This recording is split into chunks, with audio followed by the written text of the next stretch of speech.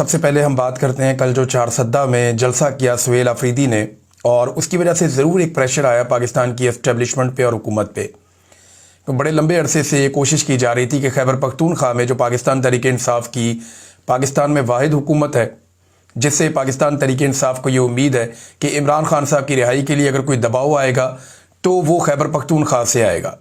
پھر پنجاب میں جس قسم کی حکومت بنائی گئی، ایک تو وہ جعلی فارم 47 کے اوپر ہے، دوسرا پنجاب کے اندر جس قسم کی فسطائیت ہے جو ابھی کچھ عرصہ پہلے آپ نے دیکھا مرید کے میں ہوا، اس سے پہلے جو کچھ پاکستان میں پنجاب میں خاص طور پہ لگاتار ہوتا رہا، چادر اور چار دیواری کا تقدس پامال کیا گیا، ہزاروں گرفتاریاں ہوتی رہتی ہیں، ہر احتجاج کے ایونٹ کے اوپر دہشت گردی کے مقدمات درج ہوتے ہیں.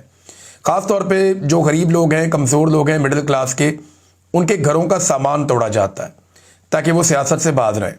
جب بھی ریڈ کرتے ہیں تو بندہ پکڑنے سے زیادہ توجہ اس بات پہ ہوتی ہے کہ ان کے گھر کو مکمل تباہ کر دیا جائے تاکہ یہ لوگ سیاست سے باز آ جائیں. اور لوگوں کا جب مالی نقصان ہوتا ہے وہ بیچارے کئی مہینے پیچھے چلے جاتے ہیں، بعض اوقات کئی سال پیچھے چلے جاتے ہیں، بڑی مشکلوں سے انہوں نے وہ سامان بنایا ہوا ہوتا ہے، اور یہ توڑنے والے بھی بیچارے مڈل کلاس کے ملازمین ہوتے ہیں. انہی کو استعمال کیا جاتا ہے غریبوں کو غریبوں سے لڑا کے. جو طاقتور لوگ ہیں وہ اپنا اقتدار برقرار رکھتے ہیں. تو خیبر پختونخوا سے ایک امید پاکستان تحریک انصاف کو یا عمران خان صاحب کو ہے کہ وہاں سے ایک زوردار طریقے کا ایسا احتجاج ہوگا یا اس قسم کی سچویشن بنے گی کہ پھر اس کے بعد انصاف کے رستے کھلیں گے. اب چارسدہ میں سہیل آفریدی صاحب نے جو پہلی انٹری دی ہے، یہ جلسے کے میں نے تمام مناظر نکال کر دیکھے تو مجھے آئیڈیا ہوا کہ یہ واقعی ایک بہت بڑا جلسہ تھا. اس کی امید نہیں کی جا رہی تھی کہ لوگ اتنا زیادہ رسپونڈ کریں گے. میں یہ سوچ رہا تھا جب انیشیلی میں نے اس کے ویجول دیکھے، کچھ ڈیجیٹل پلیٹ فارمز جو اسٹیبلشمنٹ نے لانچ کیے، انہوں نے اس کے اوپر کافی پروپیگنڈا بھی کیا کہ جناب کچھ بھی نہیں ہے وہاں پہ، عوام نہیں آئی. اور شروع میں ایسا دکھائی دے رہا تھا، لیکن اس کے بعد جب لوگ نکلے اور لوگ وہاں پہنچے تو اس کا مطلب یہ ہے کہ لوگوں کی امید ٹوٹی نہیں ہے، بلکہ انہیں ایک نئی امید لگی ہے. اور اب ایک نیا احتجاجی رد عمل شروع ہوگا، ایک نئی منصوبہ بندی شروع ہوگی جو ایک تحریک کی شکل اختیار کر سکتی ہے آنے والے دنوں میں. تحریک انصاف کا اس مرتبہ جو ایک حکمت عملی ہوگی احتجاج کرنے کے لیے، یا اگر اسلام آباد ان کو جانا بھی ہے تو وہ ڈیفرنٹ ہوگی، اور وہ آپ کو آنے والے دنوں میں پتہ چلے گی. وہ اس کے اوپر لگاتار بات چیت کر رہے ہیں، تمام آپشنز پہ غور کر رہے ہیں. تحریک لبیک سے ایک غلطی ہوئی، اور یہی غلطی پاکستان تحریک انصاف سے بھی کچھ حد تک ہوئی تھی 26 نومبر کو. حالانکہ تحریک انصاف کے لوگوں پہ گولیاں چل رہی تھی، اس کے باوجود انہوں نے ویڈیوز بنائی، انہوں نے سنائپرز دکھائے، انہوں نے دکھایا کہ کس طریقے سے لوگوں کو گولیاں لگ رہی ہیں. انہوں نے زخمیوں کی اور جو شہید ہونے والے لوگ ہیں ان کی بھی ویڈیوز بنائی. لیکن جب رات کو لائٹ چلی گئی تو اس کے بعد پھر وہ کچھ بنا نہیں پائے، کچھ دکھا نہیں پائے. اور تحریک لبیک کا قتل عام جو ہے وہ کیونکہ دن کی روشنی میں ہو رہا تھا، فجر کی نماز کے بعد لوگوں نے اذانیں دی، اس کے بعد یہ قتل عام شروع ہوا تھا. اب اس میں کتنے لوگ مارے گئے، اس میں الگ الگ قسم کی سب کی اپنی رائے ہے. کچھ لوگ تو تعداد بہت زیادہ بتاتے ہیں، جو کم بتاتے ہیں نیوٹرل سورسز وہ بھی اتنی کم نہیں بتاتے، وہ بھی درجنوں کی بات کرتے ہیں. جبکہ جو حکومت ہے وہ چند لاشوں سے زیادہ کوئی مانتی نہیں ہے. حکومت کا اپنا ایک موقف ہوتا ہے، وہ ہمیشہ چیزوں کو ڈاؤن کرنے کی کوشش کرتے ہیں، چاہے وہ کسی کی بھی حکومت ہو. لیکن ایک مرید کے میں کچھ تو ایسا ہوا جس کو چھپانے کی لگاتار کئی دنوں سے کوشش کی جا رہی ہے، اور ان کی قیادت بھی دکھائی نہیں دے رہی. اب یہ ایک خطرے کی گھنٹی ہے جو خیبر پختونخوا میں بج گئی ہے. دیکھیں، ایک چیز میں پاکستان کے ہر پولیٹیکل ورکر کو بتانا چاہتا ہوں، چاہے اس کا تعلق کسی بھی سیاسی جماعت سے ہو، آج کا جو سب سے بڑا ہتھیار ہے وہ کیمرہ ہے. اگر آپ نے کیمرے میں کسی فوٹیج کو محفوظ کر لیا ہے تو وہ اتنا بڑا ہتھیار ہے کہ وہ بڑے سے بڑے کو قابو کر لیتا ہے، اور آج نہیں تو کل وہ ہتھیار کام آتا ہے. اب پی ٹی آئی کے زخمی کارکنان نے بھی ویڈیوز بنا لی تھی رات کے اس پہر میں، دن کے وقت بھی جب گولی چل رہی تھی تو انہوں نے ویڈیوز بنائی تھی. یہ بات جسے سمجھ آ گئی وہ آدھی لڑائی جیت جاتا ہے. جسے یہ بات سمجھ آ گئی کہ کیمرہ کتنا بڑا ہتھیار ہے، وہ آدھی لڑائی جیت جاتا ہے. ٹی ایل پی کے وہاں سے بہت ساری ویڈیوز آئی، لیکن بہت ساری ویڈیوز وہ نہیں بنا پائے، اور اگر بنائی ہیں تو وہ ابھی تک سامنے نہیں آ رہی. ہو سکتا ہے فیوچر میں ہم کچھ اور چیزیں دیکھیں. اب سہیل آفریدی نے جو کیا وہاں پہ چارسدہ میں، اس سے خطرے کی گھنٹی تو بجی ہے، اور سہیل آفریدی کو چلنے نہیں دیا جائے گا. اور میں آپ کو ایک چیز اور بتاؤں، آئی ہیٹ ٹو سے دس، یعنی مجھے یہ کہتے ہوئے بڑا افسوس ہو رہا ہے، بڑی تکلیف ہو رہی ہے، لیکن نیکسٹ 2 مہینوں میں سہیل آفریدی صاحب کو اپنی سیکیورٹی کا بہت خیال رکھنا چاہیے اور رکھنا پڑے گا. پاکستان میں جو ٹاپ 5 لوگ خطرے میں ہیں جن کی جان خطرے میں ہے، ان میں ایک سہیل آفریدی بھی ہیں. اور میں اگلے 2 مہینوں کی اگر بات کر رہا ہوں تو آپ سب سمجھدار ہیں، آپ سب کو آئیڈیا ہے کہ اکتوبر اور نومبر کا مہینہ پاکستان میں بہت ڈیڈلی ہوتا ہے. ارشد شریف کی شہادت اکتوبر کے مہینے میں ہوئی، عمران خان صاحب پہ گولیاں نومبر کے بالکل شروع میں چلی. اور یہ وہ وقت ہوتا ہے جب ایک آرمی چیف کی ریٹائرمنٹ آ رہی ہوتی ہے اور نیا آرمی چیف آنے کی کوشش کر رہا ہوتا ہے اور پرانا آرمی چیف ایکسٹینشن لینے کی کوشش کر رہا ہوتا ہے. اس سے زیادہ میں کہنا کچھ نہیں چاہتا کیونکہ وہ الزام ہو جائے گا، لیکن میں یہ بتا دیتا ہوں کہ سہیل آفریدی صاحب کی سیکیورٹی کا پراپر بندوبست آئی جی خیبر پختونخوا کو اور ان کے ساتھیوں کو کرنا چاہیے. آج ایک قبائلی جرگہ بھی ہونے جا رہا ہے اور یہ ضلع خیبر باڑہ میں ہونے جا رہا ہے اور یہ تاریخی امن جرگہ ہے. اس کے اندر قومی مشران، سیاسی مشران، علماء اکرام، طلباء تنظیمیں، سول سوسائٹی اور ہر مکتبہ فکر سے تعلق رکھنے والے سویلینز اس جرگے میں شرکت کریں گے. سہیل آفریدی صاحب آج اس جرگے کو لیڈ کر رہے ہیں، وہ بھی جا رہے ہیں اس جرگے کے اندر اور یہ جرگے ہی امن کے رستے کو کھولیں گے. یہیں پہ جو فیصلے ہوں گے، دیکھیں ان جرگوں میں میرے خیال میں نفرت والا سلسلہ ختم ہونا چاہیے، ریاست کی جانب سے پہلے اور پھر جو جرگے کے اندر قبائلی لوگ موجود ہیں ان کی جانب سے بعد میں. پہلے رسپانسبلٹی جو ہے وہ ریاست کی ہوتی ہے، وہ بھی اپنے الفاظ کے چناؤ میں احتیاط کریں، اپنے اقدامات میں سب کو اعتماد میں لیں. اور دوسری جانب پھر جو عوام ہے وہ تو ہمیشہ سے چلنا چاہتی ہے، ہمیشہ سے پاکستان کو بہتر دیکھنا چاہتی ہے، تو رستہ نکل آئے گا. دیکھیں 3 چیزیں بہت ضروری ہیں پاکستان میں امن قائم کرنے کے لیے. آج میں آپ کے سامنے اپنا انالیسز رکھ لیتا ہوں اور ان 3 چیزوں سے باہر امن نہیں آئے گا. آپ کو اگر بلوچستان میں امن لے کر آنا ہے تو آپ کو 3 چیزیں کرنی پڑیں گی. نمبر 1، سیاسی حل اس کا نکالنا پڑے گا. سیاسی حل کیا ہوتا ہے؟ ملاقاتیں کریں پولیٹیکل لوگوں سے، آپ اونرشپ لیں، سیاسی لوگ اس کی اونرشپ آگے بڑھ کے لیں اور حوصلہ افزائی کریں ان سیاسی لوگوں کی جو سیاست پہ آگے بیٹھ کے بات کرنا چاہتے ہیں، چاہے وہ نوجوان ہیں چاہے وہ خواتین ہیں، ان کا ڈائیلاگ میں شامل کریں. اور ساتھ ہی اس کے جو ہے محرومیوں کا خاتمہ کیا جائے، یہ بھی سیاسی حل کا حصہ ہے کہ لوگوں کے حقوق ان کو دیے جائیں، صحت، تعلیم، روزگار، معیار زندگی. یہ سیاستدانوں کی رسپانسبلٹی ہے، یہ سیاسی حل کا حصہ ہے جو پہلا حل ہے، سیاسی حل.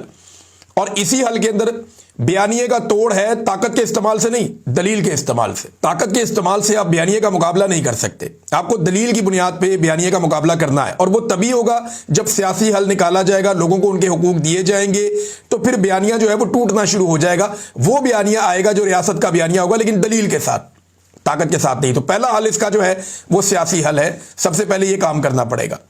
دوسرا مرحلہ ہے امن کا موقع دیا جائے، یعنی آپ ڈائیلاگ کا رستہ کھولیں، ہتھیار پھینکوائیں، جو لوگ ہتھیار پھینکنا چاہتے ہیں ان کو ہتھیار پھینکنے کا موقع دیا جائے. مختلف قسم کے ریاستی پیکیجز اناؤنس کیے جائیں، عام معافی کا اعلان بھی کیا جائے ان لوگوں کے لیے جن کو آپ دے سکتے ہیں معافی، آپ اس میں جو ہے وہ کلاسیفیکیشن کر سکتے ہیں. اور امن معاہدے کیے جائیں تاکہ میکسیمم لوگوں کو قومی دھارے کے اندر لایا جا سکے. آج کچے کے ڈاکوؤں کے ساتھ یہ کیا جا رہا ہے نا سندھ میں، وہ اس کی بہت پروموشن بھی کر رہے ہیں. تو آپ کو یہ کرنا ہوگا. پہلا مرحلہ اس کا سیاسی حل ہے، سیاستدانوں کو آگے آنا پڑے گا. دوسرا، امن کا موقع دیا جائے اور معاہدے کیے جائیں، معافی کا اعلان بھی کیا جائے، مختلف پیکیجز دیے جائیں، ہتھیار پھینکنے کا موقع دیا جائے لوگوں کو. اور تیسرا جو حل ہوتا ہے اس کا وہ ریاست کی طاقت کا استعمال ہوتا ہے، یعنی قانون کی عملداری آپ نے یقینی بنانی ہوتی ہے. اور تمام لوگوں کو جن کو گرفتار کریں انہیں عدالتوں میں پیش کریں اور عدالتوں کے ذریعے سے ان کو سزائیں دلوائیں. آپ یقین کریں بلوچستان میں یہ فارمولا آپ لے کر چلیں، چند سالوں میں وہاں پہ امن آ جائے گا جو کئی دہائیوں میں نہیں آ پایا. اگر آپ راتوں رات کرنا چاہتے ہیں تو نہیں ہوگا. اب پاکستان میں ہماری پرابلم یہ ہے کہ کیونکہ فیصلے زیادہ تر اسٹیبلشمنٹ کے وہ لوگ کرتے ہیں جو ملٹری اسٹیبلشمنٹ کا حصہ ہیں، تو وہ طاقت کا استعمال کرتے ہیں صرف، یعنی پہلی دونوں چیزیں چھوڑ دیتے ہیں، بات چیت چھوڑ دیتے ہیں، امن کا موقع چھوڑ دیتے ہیں، سیاسی حل چھوڑ دیتے ہیں، وہ سیدھا آتے ہیں طاقت کے استعمال پہ. تو جب بھی آپ طاقت کا استعمال کرتے ہیں آپ کا بیانیہ کمزور ہو جاتا ہے، آپ جبری طور پہ انسانوں کو لاپتہ کرتے ہیں، آپ کا بیانیہ بالکل ہی ختم ہو جاتا ہے. پھر جو تازہ خون ہے وہ ان کی تحریک کو ملتا ہے، جو لوگ پاکستان کے خلاف یا جو لوگ دہشت گردی کے رستے پہ چل پڑتے ہیں انہیں تازہ خون ملتا ہے. تو انہیں تازہ خون نہ ملے اس کے لیے ضروری ہے کہ ریاست سیاسی حل تلاش کرے اور رستہ نکال کر دے، دیوار کے ساتھ کسی کو نہ لگائے. اس کے باوجود جو لوگ پاکستان میں دہشت گردی کرتے ہیں ان کے ساتھ سخت ترین کارروائی کی جائے تو ریاست پوری اور عوام بھی ساتھ کھڑی ہو جائے گی. قبائلی علاقوں کا پرابلم جو ہے خیبر پختونخوا کا وہ مختلف ہے، وہ افغانستان کے ساتھ انٹر لنکڈ ہے. اب افغانستان کے اندر بھی دہشت گردی کے واقعات ہوتے ہیں، پاکستان کے اندر بھی ہوتے ہیں. دونوں ممالک ان مسائل سے الجھ رہے ہیں. اب دونوں ممالک کو یہ چاہیے کہ مل کر بیٹھیں اور اس کا حل تلاش کریں. اور دونوں ممالک ایک دوسرے کو اعتماد میں لیں. یہ اعتماد اتنا زیادہ ہونا چاہیے کہ پاکستان افغانستان کو کہے کہ آپ کی سرزمین سے فلاں فلاں جگہ پہ پرابلم ہے, وہاں پہ افغانی اٹیک کرے, افغانی فورسز جو ہیں وہ وہاں پہ جائیں اور جا کر وہاں پہ امن قائم کرنے کی کوشش کریں گے. پاکستان کے اندر جا کے کوئی دخل اندازی نہیں کرے گا. اسی طرح جو افغانستان کے پرابلمز ہیں پاکستان کے اندر, تو پاکستانی فورسز ان پرابلمز کو دور کریں. نہ تو افغانستان میں کوئی اچھے دہشت گرد ہونے چاہیے جو ان کو لگے کہ یہ صرف پاکستان کو مارتے ہیں, نہ پاکستان میں کوئی ایسے گٹ طالبان ہونے چاہیے جو ان کو لگے کہ یہ پاکستان کو کچھ نہیں کہتے لیکن افغانستان میں ہمارے کام آتے ہیں. تو ہمیں اس سے نکلنا پڑے گا, پاکستان کو اور افغانستان کو, اور مقامی قبائل کو ساتھ ملا کے, جرگے بٹھا کے, سب کو اعتماد میں لے کر پھر جب آپ طاقت کا استعمال کریں گے تو آپ اس کا اثر دیکھیے گا 10 گنا زیادہ ہوگا. تو بات چیت کے ذریعے سے آگے بڑھیں. جو سیاسی لوگ ہیں یا جو مشران ہیں ان کو موقع دیں. اس طریقے سے پاکستان میں امن آئے گا. صرف طاقت کے استعمال سے اب طاقت کا استعمال کرتے جائیں گے. امریکہ نے 20 سال افغانستان میں طاقت کا اندھا استعمال کیا, اور جب وہ گیا تو وہ وہیں پہ کھڑا ہے سارا کچھ, کوئی فرق ہی نہیں پڑا. اب طاقت کے اندھے استعمال سے انسانوں کو کچل سکتے ہیں, ان کے نظریے کو نہیں کچل سکتے. وہ کل کو اور پیدا ہو جائیں گے, 10 سال بعد 5 سال بعد پھر کھڑے ہو جائیں گے, پھر آپ کے سامنے پھر لڑیں گے, ایک نئی فصل تیار ہو کے آ جائے گی. لہذا آپ کو پولیٹیکل سولوشن نکالنا ہوتا ہے, اور یہ بات ملٹری اسٹیبلشمنٹ کو سمجھ نہیں آتی. ان کو یہ بات سمجھنی چاہیے اور پولیٹیکل قیادت کو آگے آنا چاہیے. اس میں کہہ رہا ہوں کہ بلا شبہ اس میں زرداری صاحب, نواز شریف صاحب, عمران خان صاحب کو شامل کریں. یہ سارے لوگ آ جائیں اکٹھے, یہ بیٹھیں اور ایک دفعہ پاکستان میں امن لے کر آئیں. کیونکہ دیکھیں, پاکستان میں امن ہوگا تو ہی پاکستان آگے بڑھے گا. امن نہیں ہوگا آپ آگے بڑھ نہیں پائیں گے, آپ کچھ بھی نہیں کر پائیں گے. ساری پولیٹیکل قیادت کو مل کے ملٹری اسٹیبلشمنٹ کو یہ سمجھانا چاہیے کہ طاقت مسائل کا حل نہیں ہے, بس کر دیں. اب سیاسی طور پہ چیزوں کا حل نکالا جائے. یہ مجھے ذاتی طور پہ نہیں لگتا, یہ جتنی سٹڈیز آپ کریں گے دنیا کی جنگوں کو یا اس طرح کے حالات کو, آپ کو اینڈ آف دا ڈے یہی کرنا پڑے گا. اس کے علاوہ دوسرا حل کوئی نہیں ہے. ہمارے کچھ دوست ہیں وہ کہتے ہیں کہ خالی طاقت سے بھی آپ کچل سکتے ہیں, جیسے کہ ٹی ایل پی کے معاملے میں ہوا. میرے بڑے اچھے دوست ہیں, میں چلو یہاں نام نہیں لیتا, لیکن وہ اس بات کے قائل ہے کہ ان کو کچل دیا جائے طاقت کے ساتھ. اور وہ بڑے دلیر لوگ ہیں, بڑے نرم دل بھی ہیں, ہمیشہ انہوں نے مظلوموں کے لیے آواز اٹھائی. میں ان تمام لوگوں کو جو اس وقت ٹی ایل پی کو مکمل طور پہ کچلنے کی بات کر رہے ہیں کہ طاقت کے استعمال سے بندے مار دیے تو کوئی بات نہیں, خیر ہے, وہ اس کو کہہ رہے ہیں ٹھیک ہے. قتل عام کی خبروں کو بھی وہ کہتے ہیں کو خاطر میں نہیں لاتے. میرا یہ ماننا ہے کہ وہ لوگ بہت اچھے ہیں, ہمیشہ انہوں نے مظلوموں کا ساتھ دیا, ہمیشہ پسے ہوئے طبقات کے لیے آواز اٹھائی, اور اس دور میں ٹی ایل پی کے خلاف بولتے رہے جب کسی کی بولنے کی جرت بھی نہیں تھی. یہ بات بھی سچ ہے. ٹی ایل پی کے اوپر جب اسٹیبلشمنٹ کا ہاتھ تھا, جب ان کی منمانی چل رہی تھی, اس وقت بولنے کی ہمت کر رہے تھے وہ لوگ, یہ بھی ماننا پڑے گا. لیکن آج جس طریقے سے اس کو کرش کیا گیا نا, یہ طریقہ کار غلط ہے. اس طریقے سے پھر بلوچوں کو بھی کرش کیا جائے گا, قبائلیوں کو بھی کرش کیا جائے گا, تو اس کو بھی کیا حمایت دی جائے گی. کیونکہ جیسے آپ کچھ لوگ خطرہ سمجھتے ہیں یا فتنہ سمجھتے ہیں ٹی ایل پی کو, اسی طرح کچھ لوگ بلوچوں کو بھی فتنہ سمجھتے ہیں, کچھ لوگ جو ہے وہ قبائلیوں کو بھی فتنہ سمجھتے ہیں, کچھ لوگ جو ہے وہ پاکستان تحریک انصاف کو بھی فتنہ سمجھتے ہیں. تو ہر فتنے کو اپنی اپنی ڈیفینیشن ہے سب کی. تو قانون اسی لیے بنتا ہے کہ ہر ایک کو قانون کے کٹہرے میں لایا جائے. تو میری یہ استدعا ہے سب سے کہ اگر آپ قانون کے ذریعے سے ان کو ختم کریں گے تو یقین کریں یہ کمزور بھی ہو جائیں گے, ختم بھی ہو جائیں گے, ان کا رستہ بھی ٹھیک ہو جائے گا. لیکن اگر طاقت کے بلبوتے پہ کریں گے تو کل ایک نئی فوج کھڑی ہو جائے گی جس کا مقابلہ کرنا آپ کے لیے مصیبت بن جائے گی. طاقت کے استعمال سے چیزیں مزید خراب ہوتی ہیں, ٹھیک نہیں ہوتی. ناظرین, اب کچھ بین الاقوامی خبریں ہیں میرے پاس, میں آپ کے ساتھ شیئر کر دیتا ہوں. سب سے پہلے اسرائیل کے لیے حالات کس نہج پہ جا رہے ہیں, یہ بہت امپورٹنٹ ہے. اس کو ذرا ڈیپلی میں نے اسٹڈی کیا چیزوں کو, اور بہت سارے آرٹیکلز اور بہت ساری بین الاقوامی چیزیں پڑھنے کے بعد اب میں آپ کے سامنے ایک منظرنامہ پیش کرنے جا رہا ہوں, اور میری دانست میں یہی چیزیں اس وقت ہو رہی ہیں. دیکھیں, اگر مسلمان ملکوں کے ساتھ شرم الشیخ میں ایک امن معاہدہ نہ ہوتا اور امریکہ مسلمان ملکوں کو اسرائیل کے ساتھ ایک امن معاہدے پہ قائل نہ کرتا, تو یاد رکھیں مغربی ممالک کا دباؤ اسرائیل پہ بہت زیادہ بڑھتا جا رہا تھا, اور مغربی ممالک کے اندر ان کی عوام کی جانب سے دباؤ بہت تیزی سے بڑھ رہا تھا. اب اس میں نا ایک طرح سے آپ دیکھیں امریکہ نے اسرائیل کو ریسکیو کیا, لیکن ساتھ ہی مسلمان ملکوں کو بھی ایک امید ملی ہے کہ فلسطینیوں کا جو مستقبل ہے وہ محفوظ ہو جائے گا. مگر اس سارے عمل کو حماس کے خاتمے سے امریکہ نے مشروط کیا ہے, اور یہ اسرائیل کی خواہش ہے کہ جی حماس کو ختم کیا جائے. اور ایک اور چیز یہ کی گئی کہ مستقل امن کے لیے اسلامی ممالک کے فوجی دستوں کی تعیناتی کا ایک فارمولا سامنے آتا ہے. اب اس میں جو ہے وہ اسرائیل کہتا ہے کہ ہمیں ترکی کی فوجیں یہاں پہ نہیں چاہیے، باقی ممالک کی فوجیں. وہ ایک بات پہ آپ غور کیجئے گا نا کہ حماس اگر ختم ہو جاتی ہے وہاں سے یا غیر مسلح ہو جاتی ہے اور وہاں پہ فلسطینیوں کی ایک ٹیکنوکریٹ حکومت بن جاتی ہے اور بعد میں مسلمان ملکوں کے فوجی دستے وہاں پہ پہنچ جاتے ہیں، تو اگر اسرائیل نے کہیں پہ کوئی حملہ کیا یا کچھ کیا اور مسلمان ملکوں کی فوج کا کوئی نقصان ہوا تو یہ بھی اسرائیل کے لیے ایک بڑا مشکل ترین صورتحال پیدا کر دینے والا واقعہ ہوگا. یعنی یہ اتنا آسان نہیں ہوگا. پاکستانی فوجی وہاں پہ ہوں گے، انڈونیشیا کے ہوں گے، باقی ممالک کے ہوں گے. اگر کوئی نقصان آئے گا تو ان ممالک کے اندر بہت زیادہ عوامی دباؤ بڑھ جائے گا اور یہ لڑائی پھیلنے کا خطرہ ہو جائے گا. یہ جتنا اسرائیل کو سوٹ کرے گا نا، یہ اتنا ہی بڑا خطرہ بھی اس کے لیے وہاں پہ مشرق وسطیٰ میں موجود رہے گا. ہاں ایک بات ضرور ہے کہ جو مسلح جدوجہد کر رہی ہے حماس، اس کا خاتمہ ہو جائے گا جب وہاں پہ کوئی مسلمان ملکوں کی افواج پہنچے گی. اس کے بعد جو فلسطینیوں کی جانب سے ایک مسلح جدوجہد کا ایک سلسلہ جاری ہے، شاید وہ سلسلہ قائم نہ رہ پائے. اچھا ایک اور چیز ہے جس کی ٹرمپ نے کوئی یقین دہانی نہیں کروائی، نہ ہی ٹیبل کے اوپر نہ آن گراؤنڈ کوئی اس قسم کی یقین دہانی نہیں ہے کہ فلسطینی ریاست کو تسلیم کیا جائے گا، اور اگر تسلیم کیا جائے گا تو فلسطینی ریاست کے خدوخال کیا ہوں گے. دیکھیں جو فلسطینیوں کی خواہش ہے یا جو عرب ممالک بات کرتے ہیں وہ بات کرتے ہیں 1967 سے پرانی پوزیشن کی، جو اقوام متحدہ میں بھی بات رکھی جاتی ہے کہ جناب ویسٹ بینک جو ہے وہ فلسطینیوں کا ہے، غزہ جو ہے وہ پورا فلسطینیوں کا ہے، یروشلم جو ہے وہ اس کا کیپٹل ہے، اور گولان ہائٹس جو ہیں وہ اسرائیل کی ملکیت نہیں ہے. اب اگر اس بات کے اوپر آ جاتے ہیں تو یہ مسلمان ملکوں کی ایک بڑی کامیابی ہو سکتی ہے. لیکن گراؤنڈ پہ یا ٹیبل پہ فی الحال کوئی فلسطینی ریاست ہمیں دکھائی نہیں دے رہی، نہ ہی اس کا کوئی خاکہ دیا گیا ہے.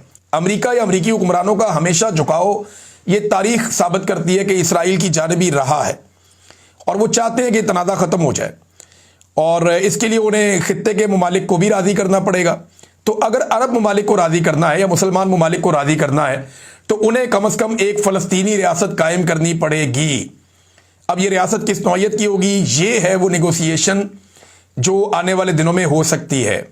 لیکن فی الحال اب تک جتنے بھی امن معاہدے ہوئے یا جتنی بار بھی امن لانے کی کوشش کی گئی، اسرائیل کی بمباری نے ان تمام کوششوں کو آج تک ناکام کیا ہے، اور ہمیشہ کوئی نہ کوئی جینوسائیڈ، نسل کشی کا عمل شروع ہو جاتا ہے، جس کی وجہ سے مغربی ممالک میں اور مسلمان ممالک میں ایک رد عمل آتا ہے، اور اس رد عمل کے بعد چیزیں بہت پیچھے چلی جاتی ہیں.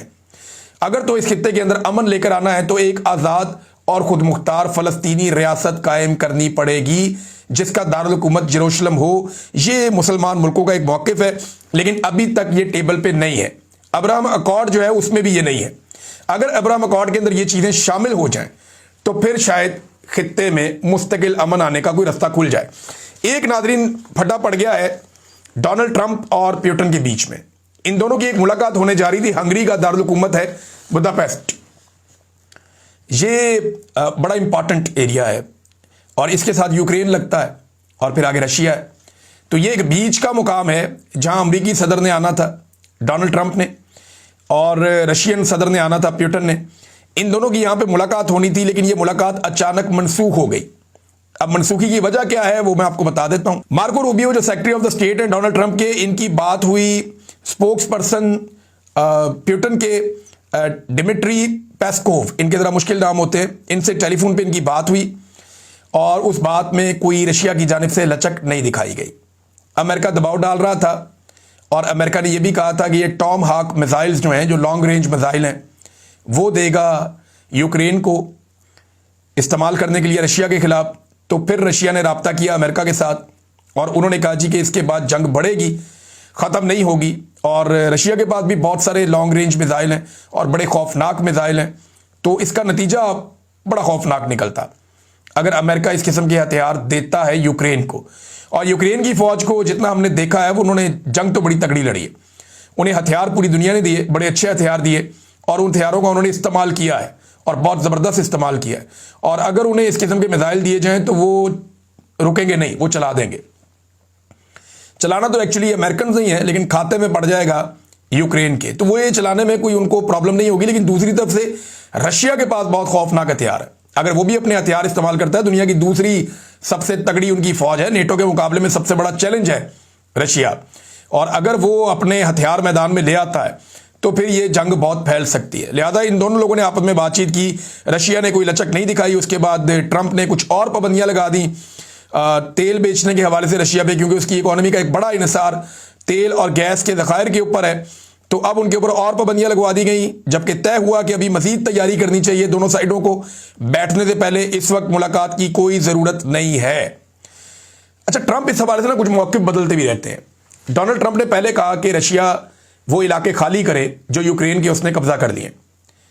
پھر ڈونلڈ ٹرمپ نے اپنا موقف بدلا کہ نہیں, جو جہاں جہاں پہنچ گیا وہ وہیں پہ رک جائے, اسی جگہ پہ جنگ بندی کی جائے اور اس کے بعد نیگوسیشن شروع کی جائیں. اور ساتھ ہی ساتھ یورپی یونین کے اوپر بھی ہے کہ وہ بھی کچھ پابندیاں لگائیں روس کے اوپر, اور کچھ پابندیاں انہوں نے لگائی ہیں, کچھ پابندیاں وہ مزید لگانے جا رہے ہیں جس سے روس کے اوپر معاشی دباؤ بڑھایا جائے گا. اب روس کتنا معاشی دباؤ برداشت کر سکتا ہے؟ پچھلے تقریباً 3.5 سال سے وہ یہ جنگ لڑ رہے ہیں, 3.25 سال ہو گئے, اور انہیں یہ لگتا ہے کہ وہ مزید یہ جنگ لڑ سکتے ہیں. دیکھیں, جنگی قوت تو رشیا کی بہت بڑی ہے, اکانومی بھی بہت بڑی ہے, پھر ان کے اپنے سپورٹر بھی موجود ہیں. رشیا کی اپنی بھی سپورٹ ہے دنیا کے اندر, کچھ خاموش سپورٹ ہے, کچھ اوپن سپورٹ ہے, تو وہ اپنی سپورٹ بھی انجوائے کرتے ہیں. جبکہ یورپ اور امریکہ یہ چاہتے ہیں کہ یوکرین کے اندر رشیا کے ساتھ جو لڑائی چل رہی ہے اس کی جنگ بندی ہو جائے. امریکہ اب تک دباؤ بنانے میں ناکام رہا ہے, لیکن جو بین الاقوامی اخبارات ہیں یا جو دفاعی تجزیہ کار ہیں پوری دنیا میں ٹاپ کے, ان سب کا یہ ماننا ہے کہ اگر یہ جنگ نہیں رکتی اور یہ معاملہ آگے بڑھتا ہے, امریکہ خطرناک ہتھیار دیتا ہے یوکرین کو, تو یہ خدا نہ خواستہ ایک تیسری جنگ عظیم کی طرف معاملہ جا سکتا ہے جو کسی کو بھی سوٹ نہیں کرے گا. اور یہ یورپ اور رشیا کے بیچ میں لڑائی ہوگی. امریکہ اس کے اندر ایک بڑے بینیفیشری کے طور پہ سامنے آئے گا, کیونکہ امریکن ویپنز پوری دنیا میں ہاٹ کیک کی طرح بکیں گے. اب تک کے لیے اتنا ہی. اپنا خیال رکھیے گا, اپنے اس چینل کا بھی. اللہ حافظ.